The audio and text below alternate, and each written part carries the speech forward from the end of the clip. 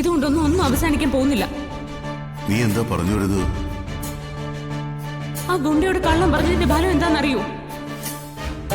സച്ചേട്ടൻ പറഞ്ഞത് സത്യം. ആ സമയത്ത് എന്നെയും കുഞ്ഞിനെ രക്ഷിക്കാൻ വേണ്ടിയാ ആ കള്ളമൊക്കെ പറഞ്ഞത്.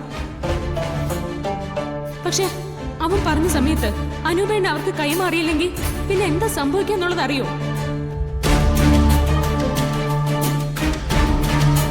അനൂപിനെ സച്ചി ആ ഗുണ്ടയ്ക്ക് കൈമാറാന്ന് പറഞ്ഞ കാര്യം മീര അറിഞ്ഞ വൃന്ദാവനത്തിൽ ഒരു ഭൂകമ്പം തന്നെ ഉണ്ടാവും.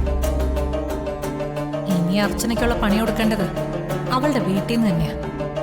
ഇതിനേക്കാൾ നല്ലൊരു അവസരം എനിക്ക് കിട്ടാനില്ല.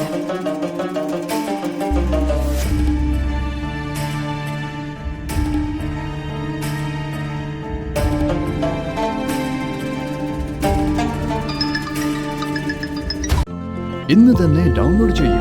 കാണൂ നിങ്ങളുടെ ഫേവറേറ്റ് ഷോസ്.